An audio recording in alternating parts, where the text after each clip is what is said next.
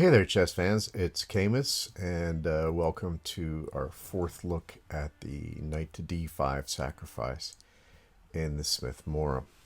Um, Today I'm competing somewhat with a violin lesson going on in another room, so I hope the noise isn't too intrusive. Let's get right to it, shall we? 1e4, 1c5, d4, c takes d4, c3, d takes c3, knight takes c3, the Morra accepted.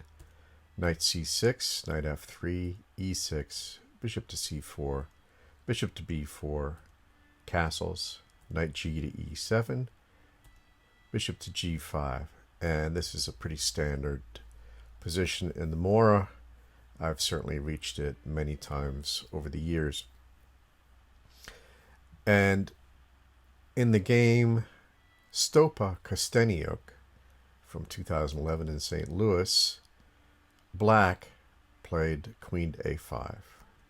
It looks like a logical move, putting pressure on c3 and applying pressure also to the bishop on g5.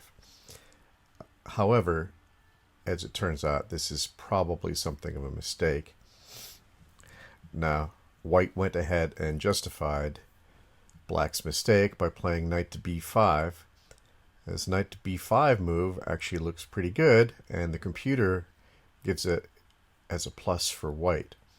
However, in the course of the game, well, Black ended up winning pretty convincingly, and later on, Marc Esserman showed via analysis that knight to b5 is not a good move and was the source of all of White's troubles in this line. Instead, let's just back up one move. Just simply castles is better. And this more or less shows that the bishop on g5 is not doing terribly much. Yes, the knight on e7 is pinned, but it's adequately defended and the queen can just move away safely without any problems. This is not to say this gives Black an advantage at all. The game merely continues with the same dynamic quality as is typical for most Morra positions. Black has the extra pawn and White has the initiative. Okay, so let's go back to the situation we were looking at before. Bishop to g5, queen to a5. So it'll come as no surprise, given the theme of these videos, that the remedy for queen to a5 is knight to d5. And it's worth just reviewing Esserman's guidelines for the sacrifice. Some of them don't apply in this case. The first guideline is that there's no pawn on d6. The second guideline is it's helpful if there's a knight on c6. Both those conditions are met here. And also, the sacrifice usually doesn't work if Black has already castled, and Black hasn't castled here. Now, there are a couple other conditions that he mentions that involve the bishop on b3 being hit by a knight on a5. Obviously, because of the queen on a5, they don't apply here. So, out of the 6 conditions that he gives, roughly corresponding to 4 of them. Now, as he says himself, these conditions are not foolproof. They're just a general set of rules. So you always want to look at the specific situation and see how it measures up. But at least a goodly number of them apply to this position here. So naturally, we plunge ahead with knight to d5. Okay, well, I say that. One other point here is if you want to avoid the complications of knight to d5, and there are many, then another alternative, and a perfectly fine alternative, is just to play bishop to d2. And after something like a3, bishop takes c3, bishop takes c3, queen to c5, White has secured the bishop pair and has full compensation. The computer considers White to be better in this position despite being down a pawn. Okay, so finally let's address the knight to d5 sacrifice. After queen a5, knight to d5. And Black really has no alternative but to take the piece. So e takes d5. E takes d5, of course. And now black has a few options here. He can try castles, just giving back the piece. And probably in this position, giving back the piece is the correct thing to do for black to be able to survive. So let's see, castles. A3, bishop to d6, d takes c6, taking back the piece. Queen to c7, because the bishop was hanging there. C takes b7, bishop takes b7, rook to c1. White has recovered all his material and has an active position and a better pawn structure. So we can certainly root for white in this position. Okay, going back to the position after e takes d5, he can also play the natural knight to d8 to try and save the knight. But this doesn't seem to work out all that well. d6, usually a key move in these sacrifices. Knight to f5, trying to win the pesky pawn. a3, bishop to d6, and now the fine move, queen to d3.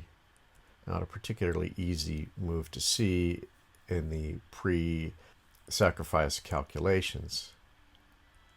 Castles, b4, queen to c7. And now the excellent move, bishop takes d8. I say it's excellent because usually the attacker doesn't want to exchange off pieces if you can help it.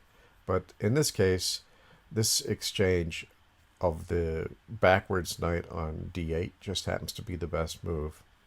Okay, now here he has a choice. He should really take with the queen. And if he takes with the queen, after queen to f5, white has a full compensation in the form of better development, and his rooks are coming to the center very quickly. But it's still a fight, and there is no checkmate in the immediate future. So this would have been black's best continuation, even though computers consider that white is a little better despite the pawn deficit here. So what he should not do after bishop takes d8 is take back with the rook, because he gets into trouble here after the surprising move. Bishop takes f7 check, king takes f7, queen takes f5, king to g8, knight to g5 check, queen to c4 is necessary, but black is actually already lost in this position. Queen takes h7, king to f8, rook f to e1, bishop to e7, rook to e4, and here he could try perhaps queen to g8, but after queen to g6, bishop to g5 to try and stave off the mate.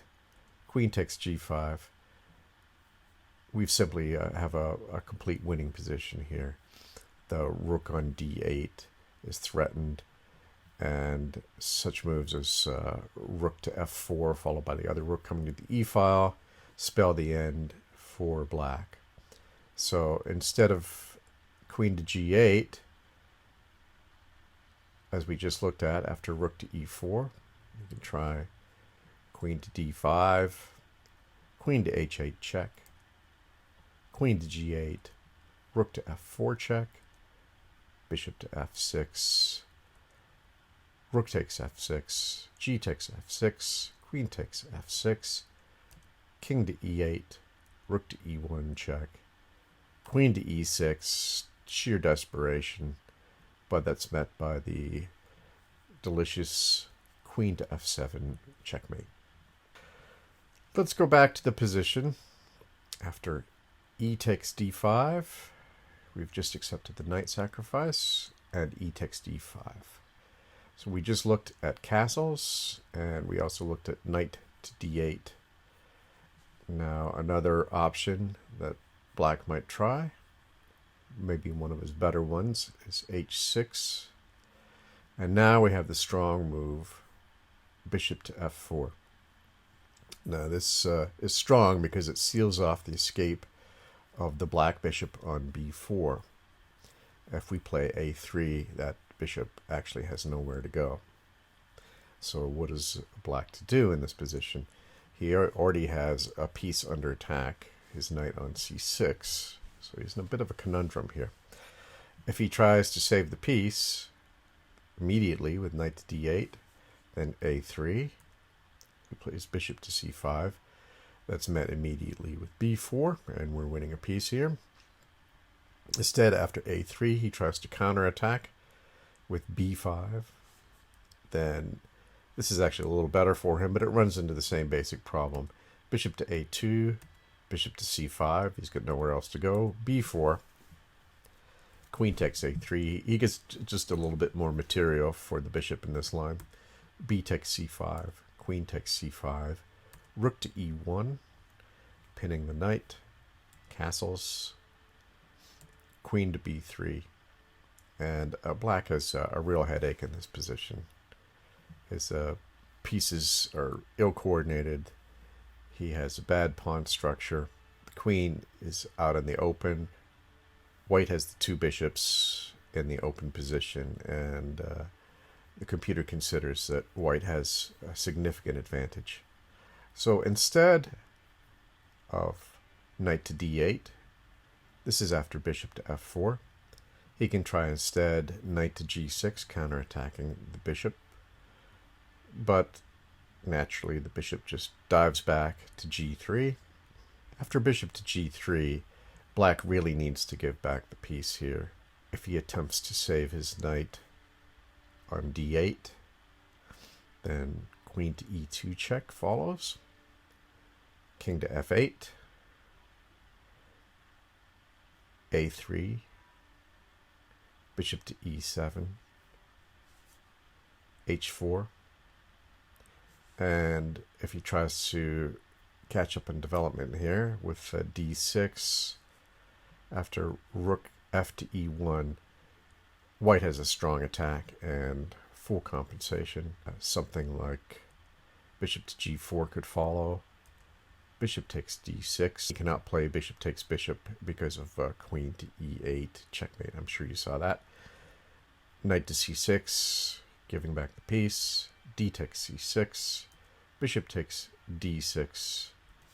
C takes b7. Rook to b8. Rook a to d1.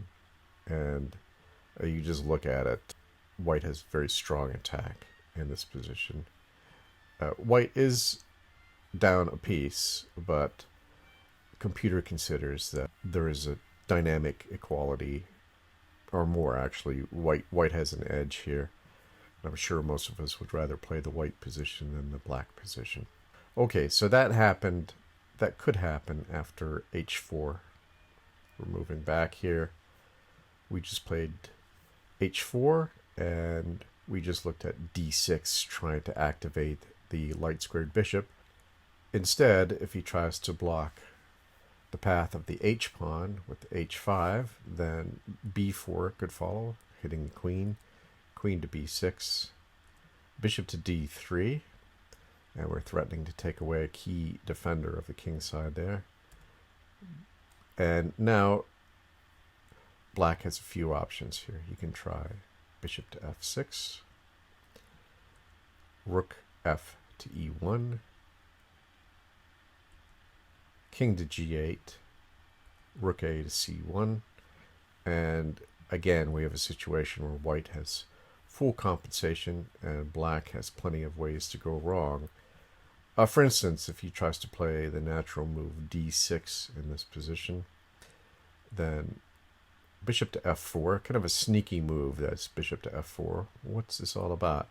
Well, after bishop to g4, bishop to e3, and the queen is trapped.